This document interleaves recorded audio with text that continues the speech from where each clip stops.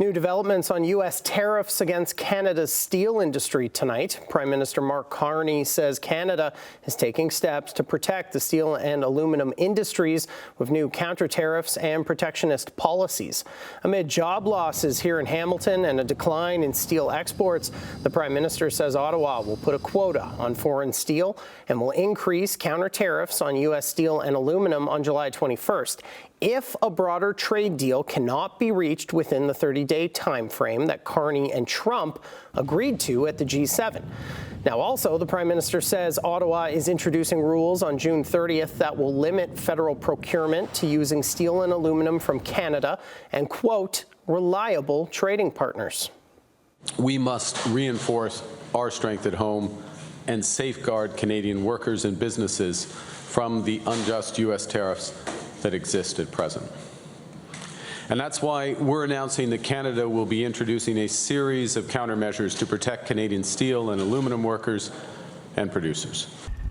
U.S. President Donald Trump increased import duties on steel and aluminum to 50% from 25% earlier this month, prompting industry calls for an official response, including from the heads of the Canadian Steel Producers Association and the United Steelworkers. Carney says a task force will monitor the effects of Canada's new protectionist measures for steel and aluminum. Now, asked for comment by CHCH News, Hamilton's Mayor Andrea Horwath writes, I welcome Prime Minister Carney's attention to this critical file. I will be reviewing the details of the announcement closely and will continue to advocate for the interests of Hamilton's workers, industries, and economy at every opportunity. All right, for more on today's announcement from the feds and the impact of these tariffs on the steel industry, I'm joined by Colin Mang, an economics professor from McMaster University. Colin, a lot announced today by Carney. Let's start with counter-tariffs. If a larger trade deal isn't reached in the 30 days and Carney ends up raising them, what will be the impact on the Canadian steel and aluminum industries?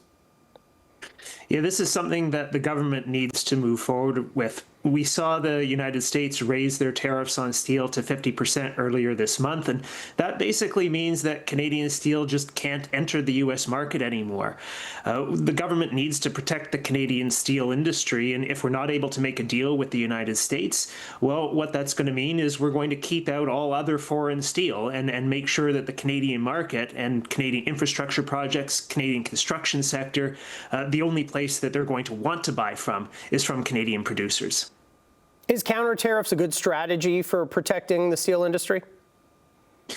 Yes, it's something that we need to do. I mean, right now, we do have tariffs on American steel coming in retaliation. But because of the American tariffs on steel, we're also seeing producers all around the world trying to dump their steel into other markets. This is something that the government is concerned about, thinking about steel from Asia, particularly from China, making its way here into the Canadian market.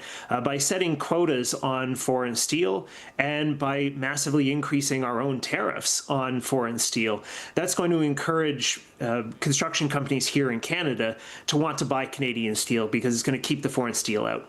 We hear a lot of concerns about Chinese steel specifically. Do you think this foreign quota will do something to reduce the amount of Chinese steel coming into the country? Yes, definitely. I mean, this is part of our broader trade war with the Chinese government as well. A lot of people don't realize that Canada's actually been in a trade war with China since last year, in addition to our trade war with America that's ongoing right now. We have our own trade issues with China around electric vehicles, around agricultural exports.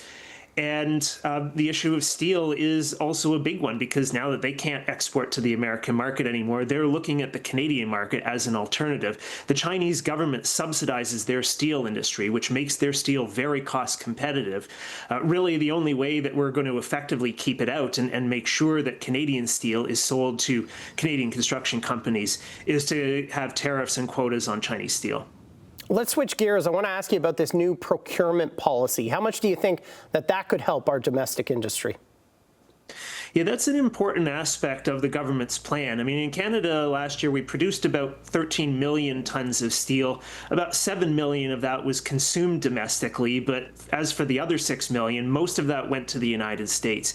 If we're going to keep steel production up, if we're going to keep steel workers working, we need to find something else to do with that other 6 million tons of steel that's being produced, and new infrastructure projects that are based exclusively on Canadian steel, or potentially on some steel imports from some of our reliable trading partners like the Europeans. I mean, really what the government is going for in this case is to shore up the Canadian steel industry.